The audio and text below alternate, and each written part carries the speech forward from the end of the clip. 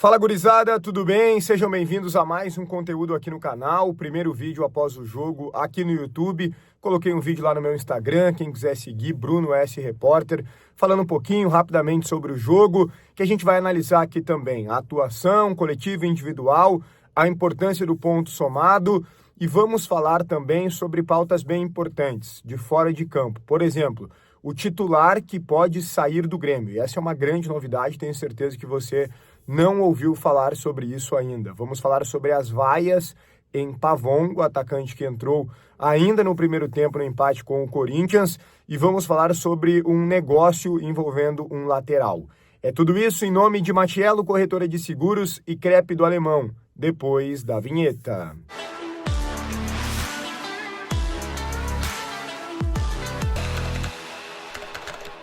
Muito bem, pessoal, antes de tudo, deixa o teu like no vídeo, importante para o conteúdo ser entregue a mais gremistas aqui no YouTube, então me ajuda com o like já na arrancada, te inscreve no canal se tu ainda não é inscrito, estamos chegando na marca dos 60 mil inscritos, confere se tu já se inscreveu, muitas vezes o algoritmo do YouTube te entrega o vídeo, tu olha, assiste sempre, mas não se deu conta de se inscrever, então confere e se inscreva, também ativa as notificações e vai deixando a tua opinião nos comentários sobre todos os temas. O empate, no fim das contas, foi bom ou ruim? O Grêmio teria que ter ganhado o jogo, tinha a obrigação da vitória, ou o empate é algo aceitável? Eu acho que aceitável é uma boa definição para o empate.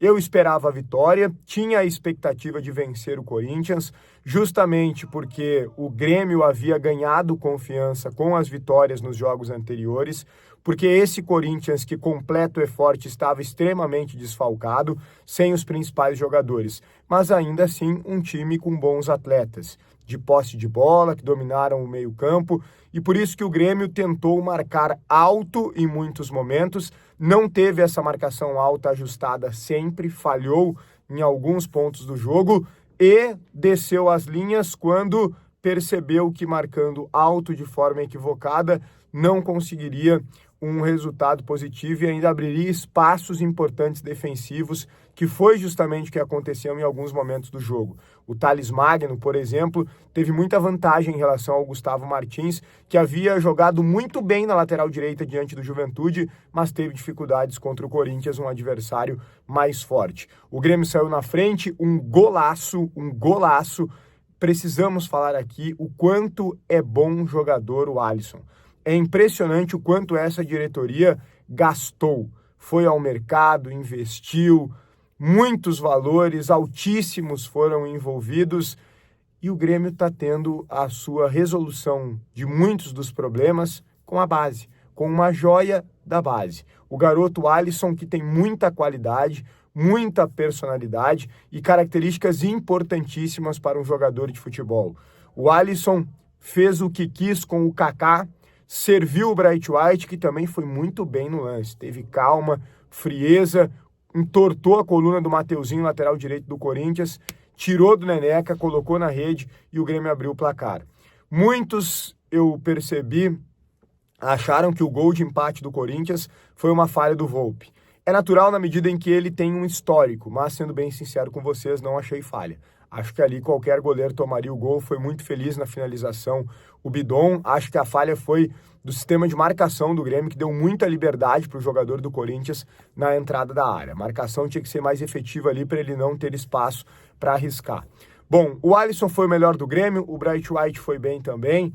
Eu achei que o Vilhaçante não foi bem, talvez um pouco cansado, havia jogado na terça pela sua seleção, faz parte. De modo geral, o Grêmio estava de tanque cheio e assim produz mais. O Grêmio não fez um jogo ruim, não. O Grêmio jogou bem, espetacular, não, e isso a gente nem espera. Mas o Grêmio fez uma partida assim boa contra o Corinthians. O ponto somado, queríamos os 3 pontos, né? Mas o ponto somado é importante na tabela. Estamos numa zona razoável agora, muito tempo para treinar, para se preparar, para corrigir problemas, para que a direção se movimente de uma forma efetiva e qualificada para que esse grupo do Grêmio fique mais forte no restante da temporada. Quem vai ficar um mês na zona de rebaixamento é o Inter. Estão lá, entraram na competição sonhando com o título e estão no Z4. Bom, olha só, o Pavon foi vaiado por uma parte significativa da torcida. Quero dizer para vocês o seguinte, o Pavon é um bom jogador? Não, o Pavão tem muitas dificuldades. O Pavão é um jogador extremamente limitado. O Pavão é um jogador importante taticamente. Ele é um jogador que marca muito bem. É um jogador que se mata dentro de campo. Ele se entrega muito em relação a empenho. Nunca ninguém vai criticar o Pavão. Mas tecnicamente ele é limitadíssimo. Eu tenho uma tese, inclusive, que se o Pavão lá aos 21, 22, até 23 anos, tivesse percebido isso, um treinador tivesse detectado isso nele, talvez ele tivesse virado um bom lateral direito. Atacante é complicado. O Pavão tem algumas dificuldades de drible, né? Ele até tem um cortezinho, assim, que ele ganha vantagem em relação aos adversários, mas não passa muito disso, né? Muitos equívocos ontem, mas acho, sinceramente, que muitos dos erros do Pavão passaram pela insegurança dele, pelo nervosismo. Jogador bom, sem confiança, já não consegue produzir. Imagina um jogador limitado como é o Pavão. Eu não sou a favor de vaias durante o jogo. Ainda mais especificamente, o jogador pega na bola, vaia, pega na bola, vaia. O torcedor, ele paga ingresso e ele tem legitimidade para fazer o que ele quiser, dentro dos limites, obviamente, né? Não vai cometer um crime. Então ele pode vaiar. Agora, eu não concordo com vaia específica para jogador. Eu entendo, o raciocínio é o seguinte, se não vaiar, vai continuar sendo escalado. Mas, gente, a partida estava empatada, era um jogo difícil, a situação do Grêmio no Brasileirão ainda não é totalmente tranquila, a gente precisava da vitória. Eu vi um lance que o Pavão pegou a bola, foi para cima do marcador adversário, o Grêmio no ataque, uma jogada boa, uma chance de gol do Grêmio, e a torcida vaiando ele naquele momento. Isso atrapalha o jogador. Então, é difícil, gente. É difícil. Eu acho que na escalação, vaia. Terminou o jogo, vaia. Nas redes sociais, se tiver que ir pra frente do CT, faz parte do jogo, dentro dos limites. Agora, o jogador com a bola no pé sendo vaiado, eu acho que joga contra o próprio Grêmio. Joga contra o próprio Grêmio, sinceramente. Mas, cada um, é a minha opinião. Ninguém precisa concordar. Deixa a sua aqui nos comentários. Vamos lá, duas situações, tá? O titular que pode sair e um negócio com o lateral. O titular que pode sair é o Kiki Oliveira, tá? O Grêmio analisa essa possibilidade. A informação é do Caliel Dornelles. O Grêmio analisa a possibilidade de negociar o Kiki Oliveira. Veja bem, o Grêmio entende que o Kiki Oliveira é um bom jogador. O Grêmio contratou ele, investiu cerca de 26 milhões de reais. É um titular hoje do Mano Menezes. Acabou se lesionando, a gente ainda está atrás para saber qual foi a gravidade da lesão muscular, mas ele é um titular. E ele entrou bem. Só que toda essa situação dele não querer voltar, e o Mano amenizou isso, e tá certo o Mano na coletiva, dizendo, foi um desentendimento em relação a horários, o Mano colocou panos quentes, tá corretíssimo, esse tipo de situação se resolve nos bastidores. Mas nós, torcedores do Grêmio, precisamos pensar sobre o que acontece e saber, principalmente, o que está acontecendo. E sim, a direção do Grêmio está pensando em negociar, porque viu que é um jogador que causa alguns problemas nos bastidores, tá? Como esse.